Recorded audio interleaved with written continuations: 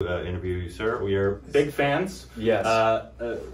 Admittedly, newer fans. Just found out about you. With someone wearing a newer shirt, I believe. Yeah, this is a newer shirt. It actually is.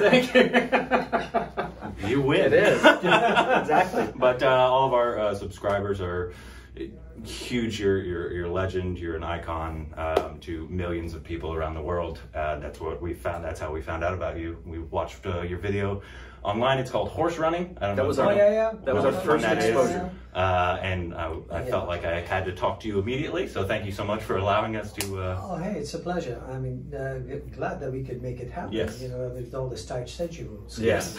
Is it schedule or schedule? I think it depends on how formal you want to sound. I've even forgotten what it is in India now. Yeah, I think it's, we say schedule, but I think in really... In India, we say timetable. That works. So we have a couple questions for you. We did ask a friend of ours, his name's Tushar Law. He runs the Indian Jam Project. I don't know if you've ever heard of that.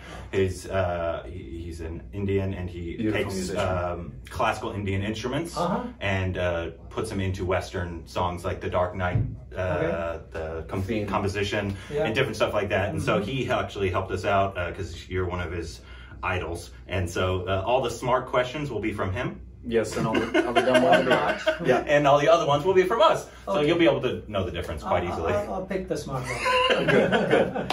Well, we're admittedly embarrassed to say that we are only recently exposed to who you are. A friend of mine. I'm just still looking for myself. A friend of mine you've met but haven't worked with is Pedro Eustache, who he specifically said to send greetings to you. But when I was talking with him, he said, yeah, anybody in world music or classical knows the maestro. And one of the things that we're really passionate about is seeing people in America become more aware of artistry from India. And so it's genuinely embarrassing. We know Ravi Shankar, but the fact that we would not know. How important is it for you that Americans would be made more aware of Indian artistry, and especially, we're just finding out about it. I'm not going to limit it to just Indian artistry. I mean, there's music from all over the planet that's special, the culture, the tradition. I mean, way longer and way deeper than United States. I mean, the United States, what, 300 years? Baby country. Yeah, we're tiny. Baby country. And you talk about Indonesia has a gamelan tradition of a 2,000-year-old, and India 2,000, whatnot, in China and Japan and everybody. But the thing is, I think what defines us and makes us adhere to someone else, I mean, and special to other people in the world is our culture, our tradition, and what that means to us, and how that projects us to the rest of the world. I mean, you could, you can wear suits and become great big business people.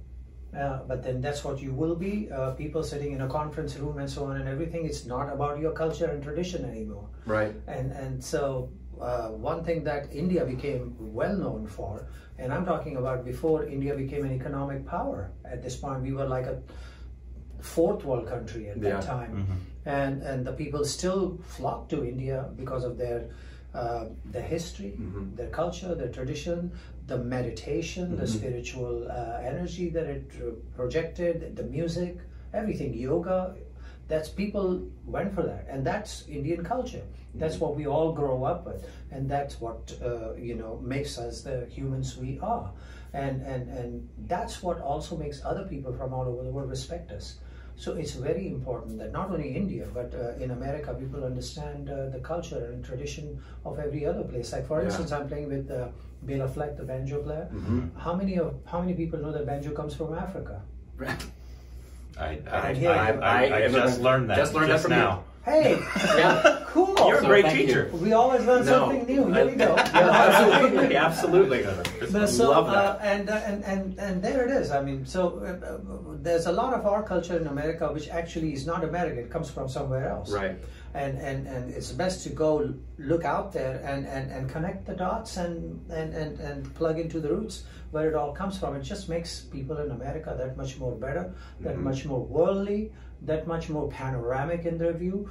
And so it's very important that this happens. And I'm glad that the efforts of Ravi Shankar, a great man, And the guy who drummed with him for all those 30 years was my father. Your father, yes. And so they collectively made it possible for people to look at India in a different way.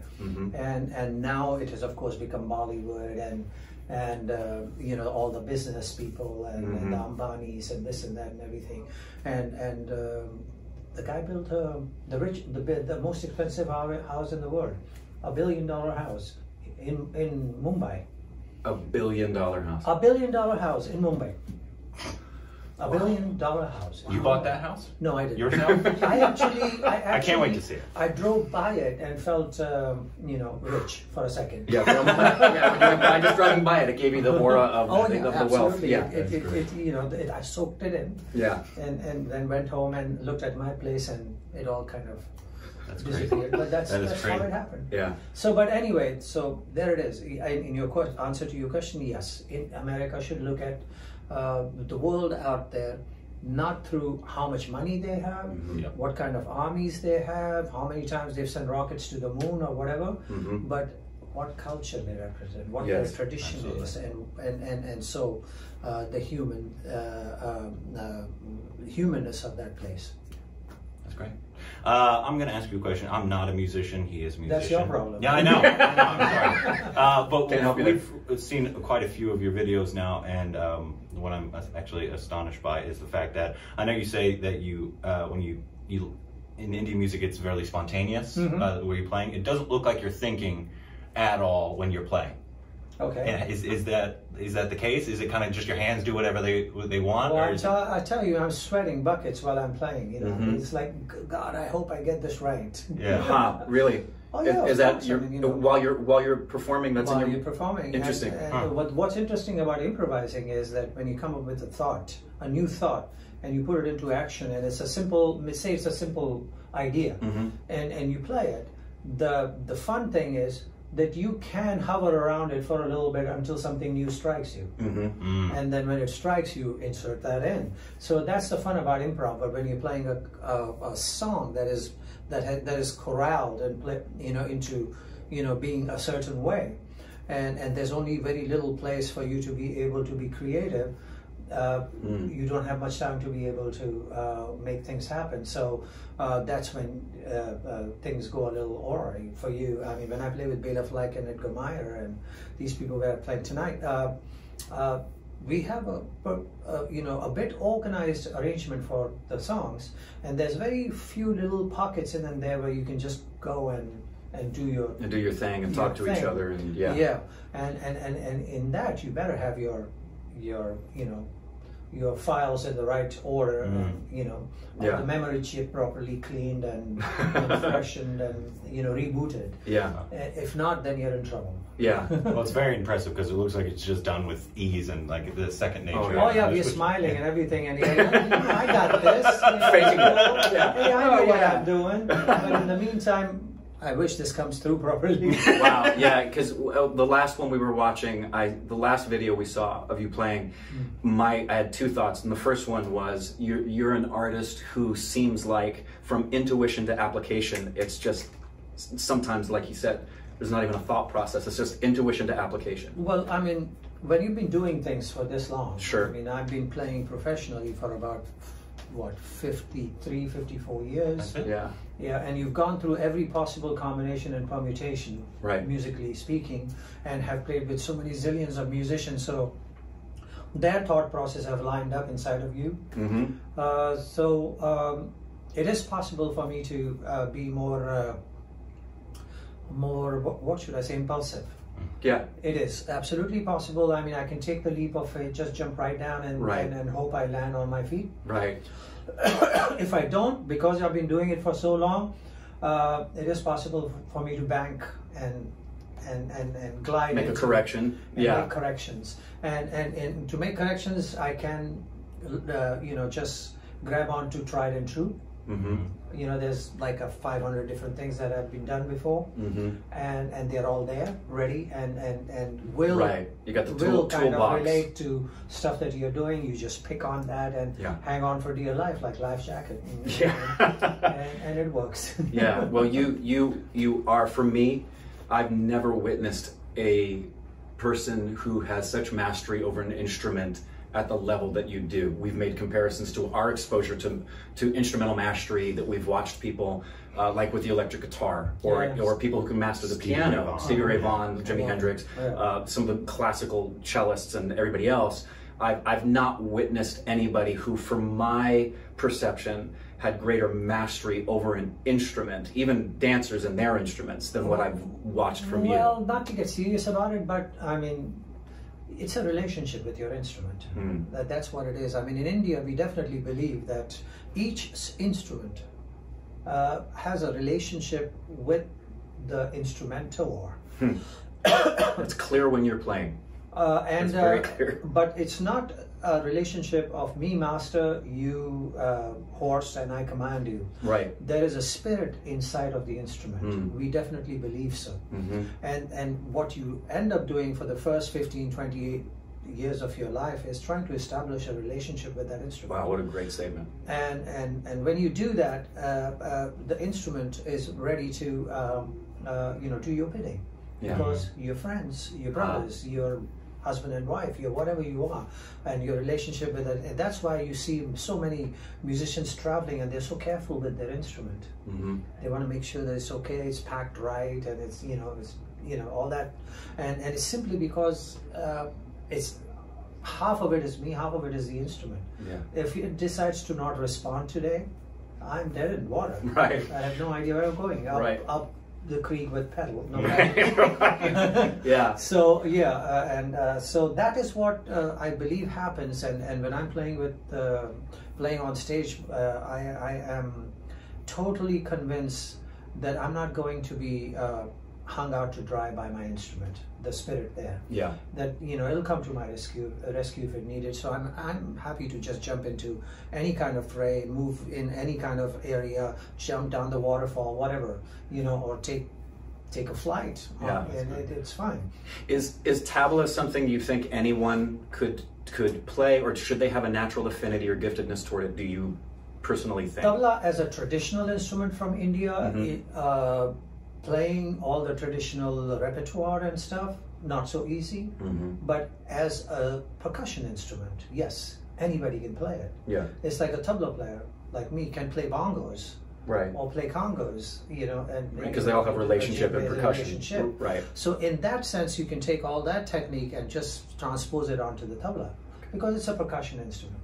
And so I always tell people, don't get riled up, because I mean you're like 2,000-year-old history. Yeah, I was going to play. I need to sound like Zakir Hussain. Just get on the drum and just kind of find your way. I mean, you don't know how to play piano, but you can get up there and hit the key of C, and and you hit a couple of notes, and it kind of sounds right. You know what the notes are, you can hit them. Yeah. So great comparison with tabla. So yes, but to play the repertoire, then you need to get some information inside of you. Yeah. And that needs to happen. Anything about tabla, its history, its repertoire, and all that stuff can be learned in a couple of years. But to be able to practice, get it to up to specs, to the point where you can actually do something with it, that may take some time. I would imagine it's thousands of hours of work. Yeah, I'm still working on some stuff. Yeah, I bet. This is from Tushar. He says, now that you are considered a master of the art form, what are you hoping to achieve with your artistry and your influence? But that's the problem. Everybody thinks I'm a master. I don't. And that makes things easier for me.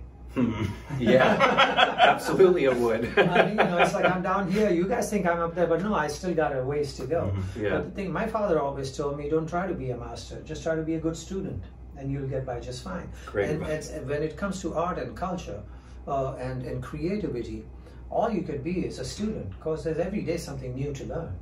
I mean, it's like you guys found out about tabla and all this Indian stuff just recently. Yep. Yeah, I mean, so it's new, and you just found out about banjo coming from Africa. Like just a couple minutes ago. Yeah. Right. I mean, it's just freshly arrived. Yeah. I mean, people think I'm a master, but I really don't. I have a lot to learn. I mean, there's some wise man who said that when he was told, a great musician, Maestro, you were perfect today. And he said, friend, I haven't played good enough to quit yet. And that's a profound statement. That's a very profound statement. If you think you've done the best you can, you might as well hang up your boots. and you're done with. Right. So it's never the best. It's always striving for the best. Yeah. So that's what you can be best for today, but tomorrow you'll listen to it and say, I could have done that better. Yeah. So and so I just feel that I'm learning, and that's what drives so many musicians to wanting to learn more. I mean, when George Harrison sells millions and millions of records, he still feels he needs to learn more and expand his horizons. And so he goes to Ravi Shankar to study sitar. Right. He doesn't need to, right, but the thirst to learn more and make himself that much more better and converse a little bit more in different languages on his instrument brings him there. John McLaughlin, same thing. Charles Lloyd, same thing. John Coltrane, same thing. All these people, you know, they feel the need to learn more, and so they'll be the first to tell you they're not masters, they're just students. And that's what all of us are, and as long as we keep that in our head and in our minds, things are not as daunting. If you start to believe that everybody thinks you're a master and you're a master, you're like compelled, you know, you're like forced to be able to say something or play something profound every time. Right. Yeah. And you're like, okay, I'm not going to want to fall flat on my face today, but you can, and if you're just learning and going forward, and so that may be a cop out to some people, but that's what it is. It's a fact. I think I know the answer to this question, but I don't want to presume. Okay. Of these options, composing, recording, performing, do you have one that's a preference bar none that you like the most, or are they equal? What's your answer? My guess would be performing, would be doing... Your guess is correct. All right. Performing is it's easiest. Yeah, that would be, I would imagine, and easiest, and I would guess the most rewarding because of the experience being so organic and in the moment with the people they're appreciating. Yeah, I mean, you know, but artists are vain. True, yeah. The applause is nice. We have only a little bit of ego. Yeah. just a little Just a little bit of ego. Not me. Not you. Not him at all. Of course not. Thank you. Appreciate that. Yeah, I mean, we all want to be appreciated. We all want to be loved. We enjoy a little bit of applause and everything is there. So yes, for me, performing Indian music, that's the fun part, simply because it's something I grew up with. It's home. It's a comfort zone. So it's great to be able to do that. When I get into, you know, on the stage with, say, Herbie Hancock, or with John McLaughlin, or Bela Fleck, Edgar Meyer, and all these guys, or with a symphony orchestra, it's very challenging, because now I got to step out of that garb that I'm wearing as an Indian and do these other things, and so wear these other hats, and therefore be subjected to the rules that those things bring to you. Right. And so that's more challenging. Or composing for a film is challenging, because, you know, you're now responsible for putting into play and bringing to blossom someone else's idea and thought as a music composer, and so those challenges are there. And so yes, performing especially Indian music, great. Yeah. As a American who loves classic rock, this is just curiosity. Were there any Western musicians that inspired you growing up, or who are your favorite people to listen to? Well, I used to walk around with my boombox. Heck yeah, you did. On the streets of Bombay, listening to "Come On Baby, Light My Fire." Yeah. So I was listening to the Doors. I was listening to the Grateful Dead. I was listening to Jefferson Starship. Yes. Quicksilver Messenger Service with John Cipollino, the guitarist. I don't even know that one. I don't even know that one. See? There's something new every day. I was listening to all those guys. I was listening to Miles. I was listening to, you know, and so... Yeah, so genre, not just where you were all over. But there was one period where it was just rock and roll. Yeah. It was, you know, like your Big Brother and the Holding Company. Yes. Yeah, I was listening to Janis Joplin. Oh. I was, you know, Jimmy, of course. Yeah. Jimmy. I was listening to Jimmy and all these guys. I mean, that was an interesting eardrum popping moment in my life. Yeah. I have to say, you know, boombox right there. I was the only one in the neighborhood who had a boombox. Really? First of all, and then here I'm walking down the street playing the boombox boxes distorting because it's small. Yeah, it's little not one. big. But you've got it up there. Yeah, got it up here, and the Hammond organ is going da da da da da da. And people are looking at me strange, like, what's wrong with this kid? Yeah, and you didn't care. Why You were isn't just he listening to Lata Mangeshkar? What's going on? All those guys, he's listening to, what's this? You know, this noise. Anyway, but that's absolutely. Yeah. I mean, rock was at one point, you know, a very special moment in my life, and I have to say, I wanted to play drums. I did want to play drums, and like being a rock band. Being a rock band, you know. Do you have an opinion of who the greatest drummer of all time is? Who is the greatest? Yeah, I mean, it depends on. You mean rock and roll? Let's say rock and roll, like rock and roll drummer. What I would know. Oh my God! I know it's tough. Do you know Ainsley Dunbar? Yes. Yeah. Okay. Do you know Ginger Baker? Yes. Okay. These are guys. Yes. I love. You know, Ginger Baker is like, you know, he just passed away. God bless him. If you mentioned, those are names that are always mentioned at the top of the list. Stewart. Yeah. These are guys. I mean, there was one movie that came out called Kaleidoscope. It was a movie called Kaleidoscope. You know it? Yeah, I know Kaleidoscope. I didn't see it. And I think Ainsley Dunbar was the one who did the score for it. Huh. It was a very psychedelic score, but the drums were like very special in there. Yeah. Did you see the film recently, Whiplash? Yeah, Did you able to see that one? Yeah. Did you enjoy that one? I thought the movie was good. All the jazz people were thinking that, you know, the jazz world is not properly presented. Right. That's not the way. Yeah. In that sense, but yeah, I mean, but it wasn't about really jazz. It's about these two characters. Yeah. Exactly. And if you got past the jazz thing, then you really enjoy the movie. And someone pointed that out to me because I was thinking the same thing. That but no, it's about that story. Yeah. And so yeah, it's a great movie. The score is great, but the score with the Birdman. Yes. Now the score to Birdman. That was one of the best films in a long time for us. One of the best drum scores I ever heard. Yes. And you know who did it? Was my pal Antonio Sanchez.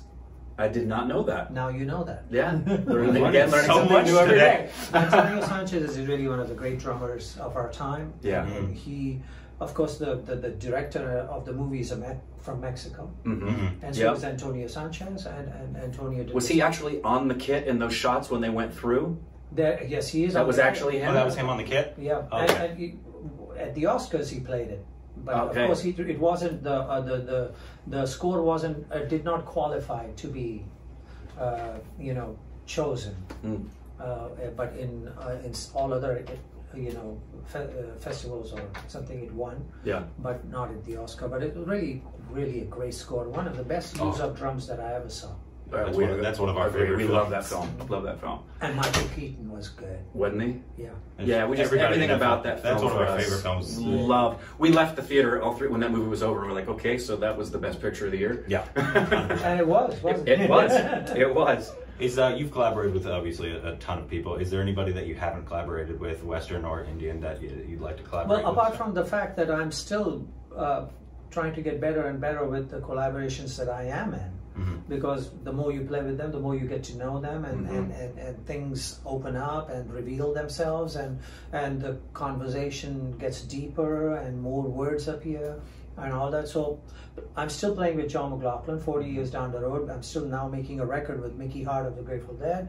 We've been working so long, and I'm still working with a lot of Indian musicians that I've been working since like 35, 40 years. Yeah. And the relationship just blossoms further and further and further. But yeah, I mean, there are a lot of different. I just recently started working with symphony orchestras. And I was commissioned to write a tabla concerto. I heard about that, yeah, which is like, that's never been done, has it? That's never been done. Yeah. So I wrote one, and then it started performing. And the last time it was done in Florence, and Zubin Mehta, the great conductor, conducted it. And it was great to have that honor. It was just fabulous. So that's a new challenge for me that's come forth. And in the last 5 or 6 years, I've you know, kind of, you know, came back to working with Herbie Hancock. That, I mean, we kind of crossed paths in the 70s. And I didn't know that. Yeah, well, in the 70s, you know, in those days, there were big festivals that took place in Europe. all over. And so bands from here, mostly jazz bands, went to Europe and spent like 2 months there touring and playing all over the place. And what the promoters used to do is like they would line up 3 bands or 4 bands, book an airplane with all those, and fly them from place to place to place to place, right? And have them play in festivals. You know, one day of those 4 bands, right? And so one of those 4 bands was us. Our band was called Shakti with John McLaughlin, and then there was Herbie Hancock's band. Okay. Then there was a band called Weather Report.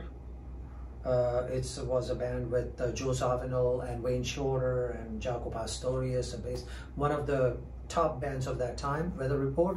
And the other one was a band called Billy Cobham George Duke Band. And these were the 4 bands that traveled at the same time. And we would just be opening for each other, and sometimes there were others that would join us, like certain days it would be Carlos Santana's band would come in. And, just people like that. That's awesome. So one band is playing, and while we are in the back, like playing ping pong, and food is being cooked, and you know, all that kind of stuff would happen. But so at that time, I did some work with Herbie and stuff. But recently, we got together again, and we started like 4 or 5 years ago. We did a couple of tours. And now Herbie's new record, I got a chance to be able to put some stuff on it, so that's happening. So I'm really looking forward to seeing where that goes and what that spawns. Yeah, and so yeah, I mean, I'm really into it. And this Vela Fleck Edgar Meyer thing is new. Yeah, so we've only had one record. We're very looking forward to hearing it. So yeah, me too. Yeah. To finish up, around real quick, and then we have we have lightning rapid fire questions. Oh my God! Yeah, so just right off the top, there are going to be some silly ones. So sorry. Okay. Favorite musician today? Me. Yes, great. Favorite Indian actor? Me. Oh yes! You know, I've acted in movies. You know this? Where? What's the matter for you? Hey! What's the matter for you? Come on. Favorite Indian film besides the one you're in? Yeah. Favorite Indian film? A comedy called Padosan. Okay, we gotta watch that. Gotta watch that. That's never been No, it's never been suggested. All the actors in the movie are comedians. Okay, we'll look it up. We gotta look it up. Great comedy, one of the best comedies ever. Stupid Babies have not? Yeah, it's their fault. Okay. Favorite American actor? Favorite American actor would or have British, Western actor. Oh, Western actor. Yeah. I would. I don't know, but I mean, I think I would probably have to go with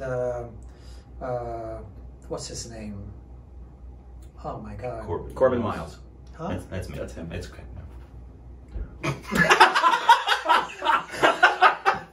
That was a fantastic death stare. That was great. Okay, now the thing is, actors, I mean, male and female are both kind of considered actors. Yeah, 100%. Male or female? Male or female. Okay, then Meryl Streep. There you go. Yeah, that's fantastic. Rock and roll. Favorite American film? Favorite American film would have to be Wuthering Heights. Ooh. Oh, great call. My wife's in love with you. Okay. Biggest pet peeve. Huh? Biggest pet peeve. Something that annoys you. It's like a big... Something that annoys you? Yeah. Somebody clipping their nails or...